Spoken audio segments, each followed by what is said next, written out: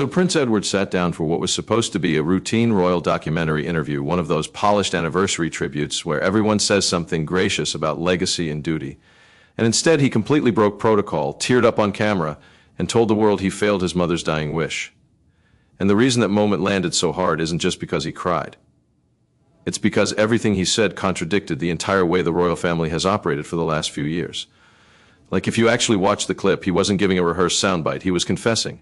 He said the late Queen made him promise to protect the heart of the family, not the throne.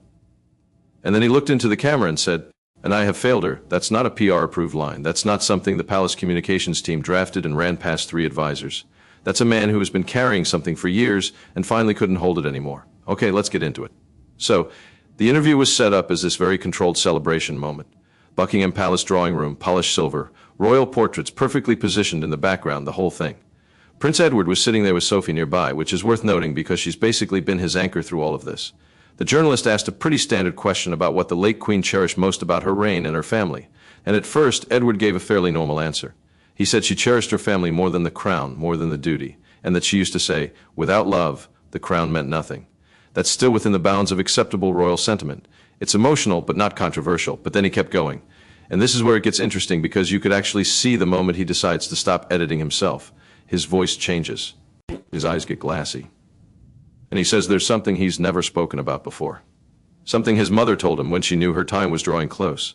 And he quotes her directly. He says, "She told him, Edward, the crown will outlive all of us, but I fear it will divide those who wear it and those who serve it." Then he says she made him promise to protect the heart of the family, not the throne. And then this is the part that really got everyone. He says, "And I have failed her." Now think about what that admission actually means. Prince Edward is the youngest child of Queen Elizabeth II. He's the one who never caused scandals, never gave controversial interviews, never moved to California, never had his name splashed across tabloids for messy divorces or questionable friendships. He was the quiet one, the forgotten prince, as some people called him. He built his whole identity around being reliable, being discreet, being the one who didn't add to the family's problems. So for him to sit there on camera and say he failed his mother's dying wish, that's not a small moment. That's the culmination of years of watching his family fracture and feeling powerless to stop it. And what makes it even more striking is that he didn't stop there. He specifically named what he sees happening. He said he watches his brother Charles carrying a burden he can hardly share. He sees William trapped between duty and peace. He sees Harry far away trying to build a life beyond all of this. And then he asked out loud on camera, what happened to the warmth that once held us together? What happened to the laughter in these halls? Those aren't rhetorical questions. Those are questions that the royal family has been avoiding answering for years. And Edward just asked them directly with tears running down his face while cameras rolled. The journalist apparently didn't know what to do. The crew exchanged glances. One assistant was seen wiping away tears. Sophie reached for his hand and Edward kept going. He said, "We've spent so long hiding behind duty that we've forgotten how to feel. And now the world sees only the cracks." That line in particular is interesting because it's basically the opposite of what the palace strategy has been. The official approach has always been keep calm and carry on, maintain the image-present unity even when there isn't any. And Edward just said publicly that this approach has failed. Not only has it failed, but it's made things worse. The hiding itself is what created the cracks. He also talked about something his mother once told him, that he had a heart too soft for royal life. He said he didn't understand it then, but he does now. And honestly, that's probably the most revealing thing he said, because it explains why he spent decades being quiet. He wasn't naturally passive or disinterested. He was protecting himself. He knew that if he let himself feel things fully, the institution would have no place for that. The monarchy doesn't reward soft hearts. It rewards composure, restraint, the ability to smile through anything. And Edward has a heart too soft for that. So he coped by retreating, by becoming invisible, by never making waves until now. The aftermath was immediate and intense. When the broadcast aired, the public response was overwhelming. People left flowers at palace gates. Letters poured in from strangers thanking him for speaking honestly. Headlines called it the confession that changed everything. But inside the palace, the reaction was very different. King Charles was reportedly furious. He said Edward had betrayed the family's trust by bringing emotion into matters that should remain behind closed doors. Camilla apparently tried to soften things, pointing out that people loved what he said and that sympathy might turn against Charles if he wasn't careful. But Charles saw it as weakness. Sympathy, he said, is dangerous. It makes the crown look weak. And that right there is the fundamental tension that Edward's confession exposed. The royal family has been operating on the assumption that showing vulnerability is a threat to the institution, that if people see them as human, as fragile, as emotional, they'll lose respect for the monarchy. But Edward's confession suggested the opposite. He said maybe the world deserves to see that we're human too, and the public response proved him right. People didn't lose respect for him. They connected with him more deeply than they ever had when he was just the quiet prince in the background. The palace's response was predictable. Meetings were held, statements were drafted, and soon came the quiet instruction that Edward would take some time away from duties. The language was polite, but the meaning was clear. He had stepped out of line, and there were consequences for that. Even within the family, the chill deepened. Whispers followed him through the halls. Some people looked away when he passed. Others spoke with forced politeness. The institution closed ranks. But here's what's interesting. William reportedly watched the interview multiple times. He told Kate that Edward said what so many of them feel but can never say. He was torn between understanding his uncle's honesty and feeling loyalty to his father, who felt betrayed. Kate apparently told him, maybe it's not about taking sides. Maybe it's about understanding. And Harry, thousands of miles away in California, sent Edward a message directly. He said, "Uncle Edward, you are brave. I know how hard it is to speak when silence feels safer. You did right by her." When Edward read that message, he told Sophie, "He understands you both know what it means to tell the truth when no one wants to hear it." That connection between Edward and Harry is worth paying attention to. They're the two royals who have now publicly broken with the family's code of silence. Harry did it through interviews and a memoir. Edward did it in a single unscripted moment during what was supposed to be a routine documentary. Different methods, same underlying message. The way the family handles pain isn't working. The silence isn't protecting anyone, it's just making everyone lonely. So what actually changed after Edward's confession? In the immediate sense, he was sidelined. He stepped away from many royal duties, but that wasn't really a punishment for him. Bagshot Park, his home in the countryside, became a refuge. He walked the gardens freely. He spoke with neighbors. He poured his time into charitable work around mental well-being and family reconciliation. He met with families torn apart by distance and silence and told them, it's never too late to speak. Even if the words come with tears, it's better than a lifetime of silence. He was basically doing the work his mother asked him to do, just not within the palace walls. The letters kept coming, thousands of them, handwritten notes from people who saw his confession and felt something shift in themselves. Sophie would read some aloud in the evenings. One said, "Thank you for reminding us that even those born into palaces have hearts that can break." Edward told her it was strange. He spent his life thinking silence protected the family, but now he sees that silence only builds walls. Truth brings healing. And that's really the core of this whole situation. Prince Edward wasn't confessing to some scandal or secret crime. He was confessing to the quiet failure that comes from watching your family fall apart and feeling like you should have done more. He was confessing to the weight of a promise he couldn't keep. And in doing so, he actually fulfilled the deeper part of that promise. His mother told him to protect the heart of the family. He couldn't keep the family together physically. The fractures were too deep. The force is too strong. But he could protect the heart of what she meant. He could tell the truth about what she believed. He could remind everyone that behind the crowns and the protocols and the carefully managed images, there are actual human beings who love each other and hurt each other and miss each other. Months later, he returned to Windsor. He walked through the corridors alone until he reached St. George's Chapel, where his mother is buried. He stood before her resting place and whispered, "I did it, Mama. I spoke. I protected what you asked me to, the heart of the family. I couldn't save everything, but I spoke the truth." He said she always told him that love was their true legacy, and he finally understood what she meant. He wasn't the forgotten prince anymore. He was the one who had found the courage. To be honest, the crown still belongs to his brother. The institution still runs on its old rules. But Edward's confession did something that no amount of polished PR could do. It reminded people that the royal family isn't just a symbol. They're a family, a broken, complicated, grieving family. And the quiet one, the one everyone overlooked, turned out to be the one willing to say it out loud. He kept his promise, not to the throne, not to history, but to the woman who taught him that love matters more than any crown ever could. And honestly, that's probably exactly what his mother would have wanted. Now, I want to pause here and really sit with what Edward's story teaches us about the nature of promises and the weight of silence. Because this isn't just a royal story. It's a human story that happens to wear a crown. How many of us have made promises to people we love? Promises to hold things together, to keep the peace, to maintain the appearance of unity, even when everything underneath is crumbling. How many of us have spent years being the quiet one, the reliable one, the one who doesn't make waves, only to realize that our silence didn't actually protect anyone? It just made us invisible. It just made the distance between people grow wider and wider until the gaps became unbridgeable. Edward spent decades being the forgotten prince.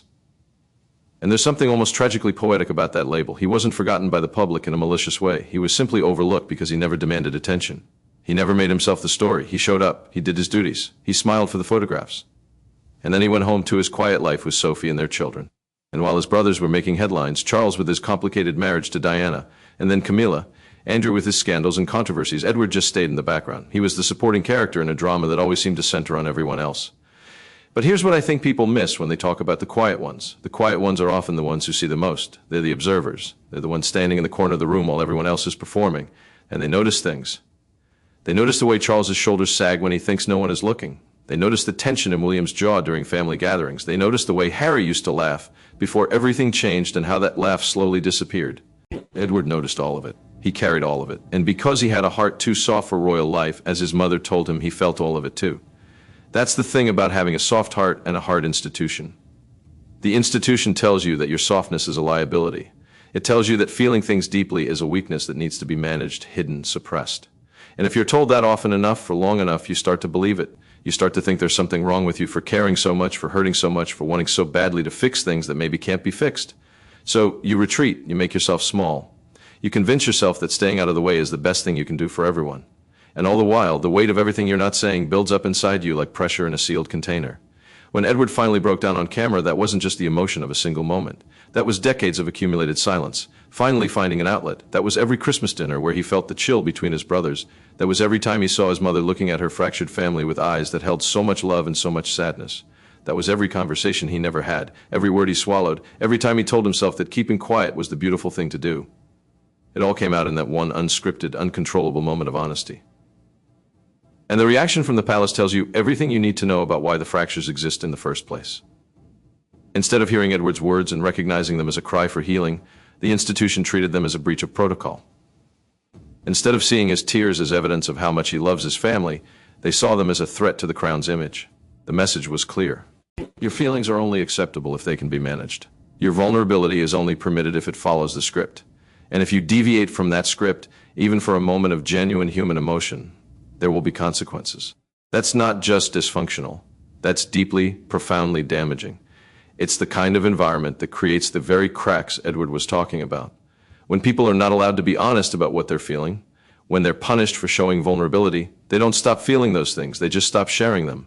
And when everyone stops sharing, the connections between people wither. The warmth that once held them together, the warmth Edward would ask about so poignantly, it doesn't just disappear on its own. It's starved. It's denied the oxygen of honesty and openness and the messy, complicated, beautiful reality of human emotion.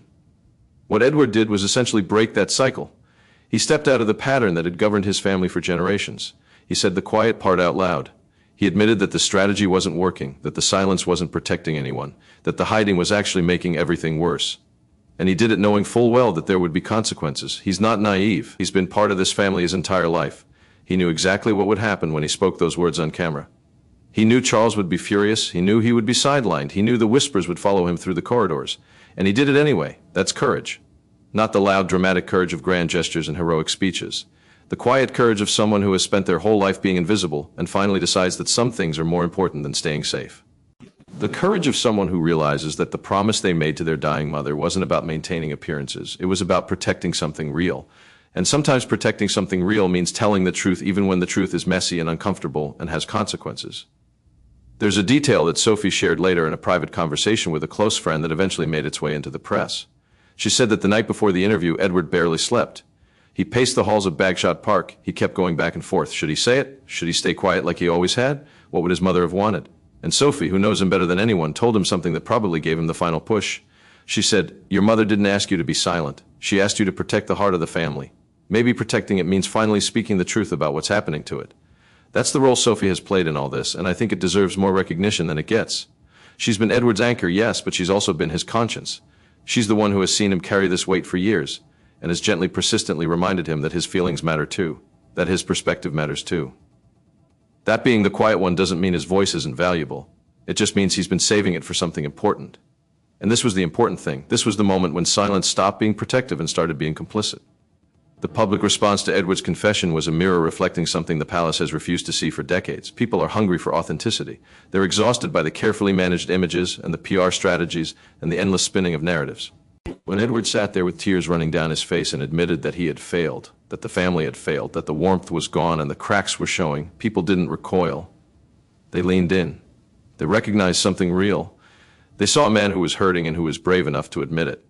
And they responded with an outpouring of support that completely overwhelmed the palace's attempts to manage the narrative. The letters that arrived at Bagshot Park weren't just polite notes of support. They were deeply personal. People wrote about their own families, their own fractures, their own years of silence, and the damage it had done. They wrote about parents they had lost and promises they had made and the weight of feeling like they hadn't done enough. Edward's confession became a kind of permission. If a prince could admit that his family was broken, that he had failed to hold it together, that he was carrying guilt and grief and regret, then maybe ordinary people could admit those things too. Maybe the silence that surrounds family pain could be broken not just in palaces, but in ordinary homes all over the country. Edward took those letters seriously. He read as many of them as he could. Sophie said he would sit in his study for hours going through them one by one, sometimes with tears in his eyes. He wasn't just touched by the kindness of strangers, he was realizing something profound about the work his mother had actually been asking him to do. Protecting the heart of the family wasn't just about the Windsor family, it was about the idea of family itself. It was, snorts, about reminding people that love matters more than appearances, that connection matters more than protocol, that telling the truth about your pain is braver than hiding it behind a stiff upper lip. The charitable work he threw himself into after stepping back from royal duties reflected this realization. He didn't just do the standard royal thing of showing up at events and cutting ribbons. He actually sat with people. He listened to their stories. He met with families who had been torn apart by feuds and silences that had lasted decades. He met with parents and children who hadn't spoken in years, who had forgotten why they stopped speaking in the first place, who had built walls so high they couldn't even see each other anymore. And he told them what he had learned. He told them that silence doesn't protect anything, it just preserves the pain. It keeps the wound from healing. The only way through is to speak, even if your voice shakes, even if the words come with tears. There's one story in particular that Sophie shared later about a woman who came to one of Edward's events. She was in her 70s and she hadn't spoken to her sister in 30 years. She couldn't even remember what the argument had been about. Something small, probably something that had grown and festered and calcified over decades of stubborn silence. And she told Edward that watching his interview, seeing him cry on camera and admit that he had failed his mother, made her realize that she had failed too. She had failed her own family by choosing pride over connection, by choosing silence over reconciliation. She went home that night and called her sister. They cried together on the phone. They're rebuilding their relationship now slowly, carefully, but it's happening. And she credits Edward's confession with giving her the courage to make that call. That's what protecting the heart of the family looks like in practice. It's not about grand gestures or dramatic interventions.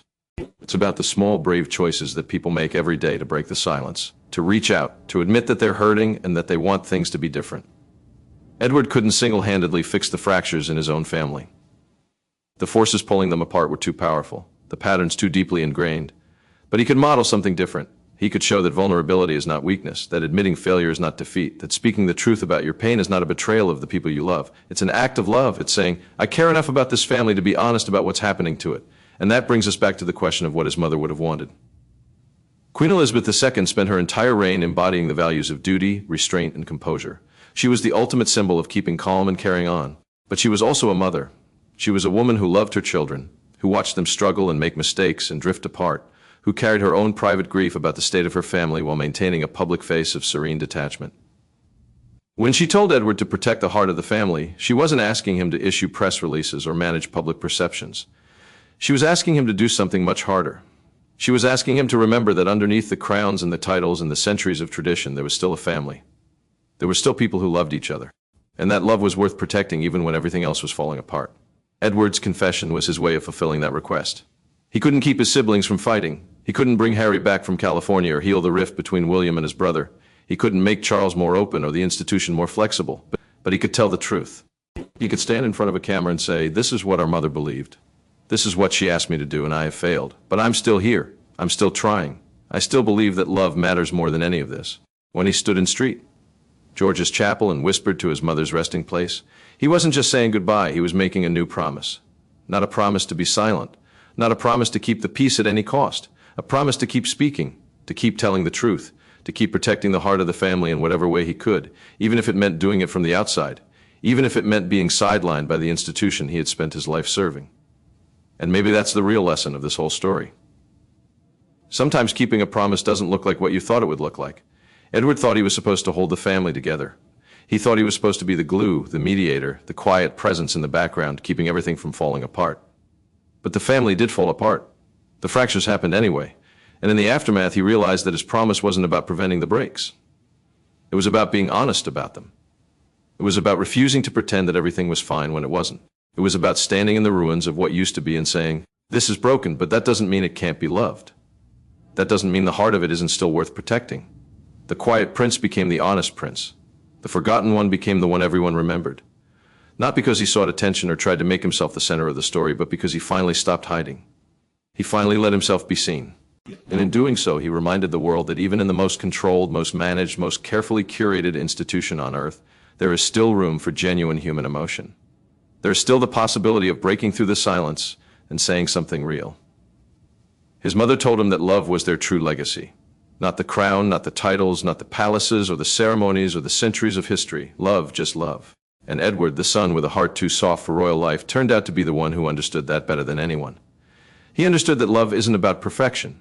It's not about never making mistakes or never failing. It's about showing up anyway. It's about telling the truth anyway.